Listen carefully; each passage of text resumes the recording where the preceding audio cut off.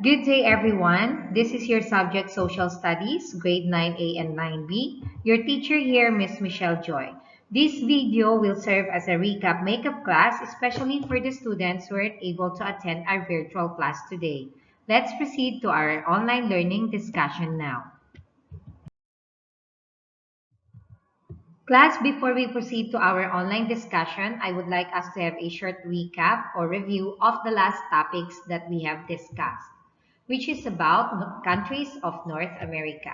So there are 23 countries in North America: Antigua and Barbuda, Bahamas, Barbados, Belize, Canada, Costa Rica, Cuba, Dominica, Dominican Republic, El Salvador, Grenada, Guatemala, Haiti, Honduras, Jamaica, Mexico, Nicaragua, Panama, St. Kitts and Nevis, St. Lucia, St. Vincent and the Grenadines, Trinidad and Tobago, and United States of America. We also studied about facts about North America. North America is the third largest continent. It is the only continent that has every kind of climate. There are 23 countries in North America.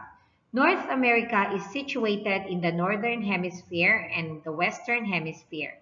North America occupies 4.8% of the total Earth's surface. North America's population is over 528 million. Class, for the objectives of our lesson, so students must be able to know about the great rivers in North America and the five longest river in North America. So at the end of this online discussion, I expect that you can already identify the great rivers of this continent. Class, our topics for today are the following: the great rivers in North America and the five longest river in North America. These are the vocabulary words. Please repeat after me so you can still practice your reading skills and your speaking skills even if you are just at home. Are you ready now? Let's start reading. Number 1, river. Number 2, border. Number 3, significant. Number 4, tributary. And number 5, reservoir. Now let's read the meaning of these 5 words one by one. River. A river is a large stream of fresh flowing water, usually emptying into the sea. High in the hills or mountains, small streams gather to form a river, and it flows in a channel. The second word is border. It means edge, boundary, margin, rim, fringe, bound, verge, perimeter, limit, adjoin. Border is the place in between two places. The third word is significant. It means important, substantial, momentous, weighty, consequential, considerable, meaningful, notable, serious, and expressive. So when you see significant, class, it means important. Next is tributary. Tributary means a stream that flows into a larger stream or river. So in this picture, this is the one that is called tributary. Next word is reservoir. Reservoir means to store, to stock, supply, reserve, pool, source, stockpile, pond, tank, and hoard. So when you say reservoir, means to store, to keep it for future purposes. Now class, let us repeat the words one by one. River, border, significant, tributary, and reservoir.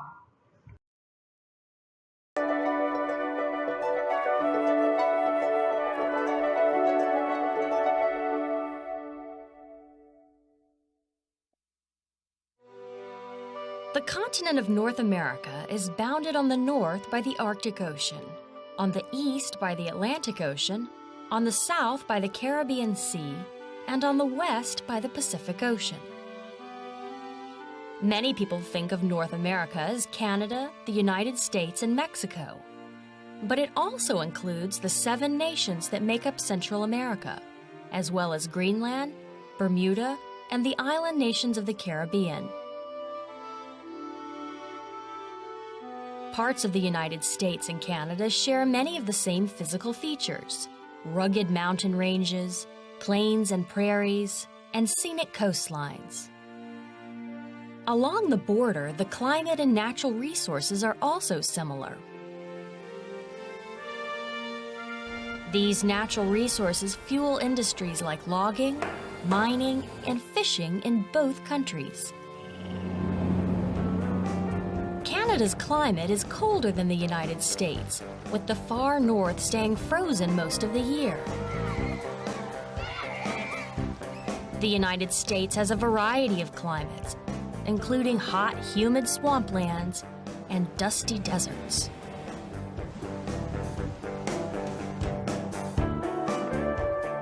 Culturally, the U.S. and Canada are a blend of native peoples and the Europeans, Africans, and Asians who have immigrated over the past 400 years. Northern Mexico has many of the same characteristics as part of the U.S. Southwest, including little rainfall.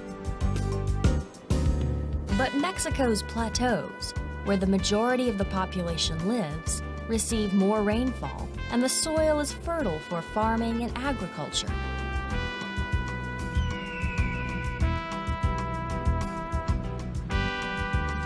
The mountains of Mexico are rich in gold, silver, copper, and many other minerals. To the south, Mexico is more than 3 times the combined size of the 7 countries of Central America: Guatemala, Belize, El Salvador, Honduras, Nicaragua, Costa Rica, and Panama. For the most part, Central America is a rugged mountainous area, with climate varying with altitude from tropical to cool.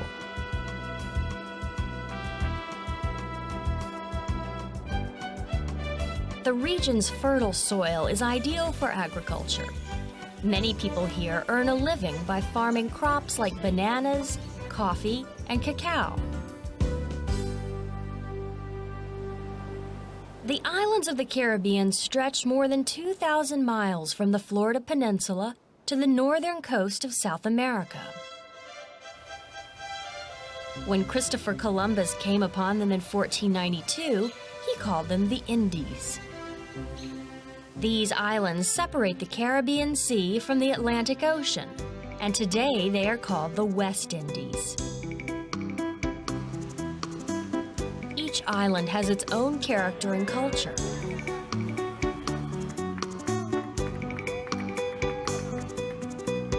But all have the same hot tropical climate. And they're all targets for the hurricanes that frequently blow through the region in the summer and fall.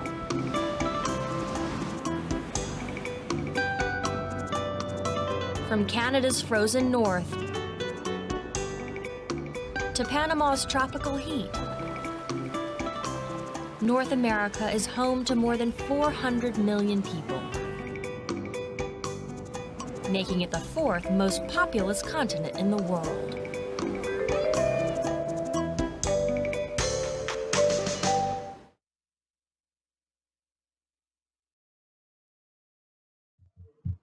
Great rivers in North America. Rivers of North America. Hundreds of rivers and their tributaries slice across North America. Most rivers begin in the western mountains, then flow east to the central plain, the eastern mountains, and the seas, respectively. So you can see here the rivers in North America, class. So we have Yukon, Mackenzie, Fraser, Columbia, Churchill, Mississippi, Missouri, Colorado, Brazos, Rio Grande, St. Louis, Ohio. Now, class, we are just going to focus or going to study on the 5 great rivers of North America. Top 5 longest rivers in North America. Mississippi River, 6,236 kilometers. The river of North America and the United States, a significant transportation artery. Mackenzie River, 4,240 kilometers, the longest river in Canada. Along its path are thick green forests and dozens of major lakes. Missouri River, 4,023 kilometers. It's the longest river in the United States. Next is Rio Grande River, 3,030 kilometers, the natural border between Texas and the country Mexico. The last one is the Colorado River, which is 2,330 kilometers.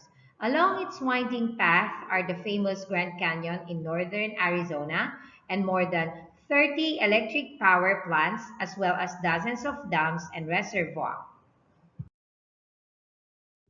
So class, for the summary of the topics that we have discussed, which is about the great rivers in North America.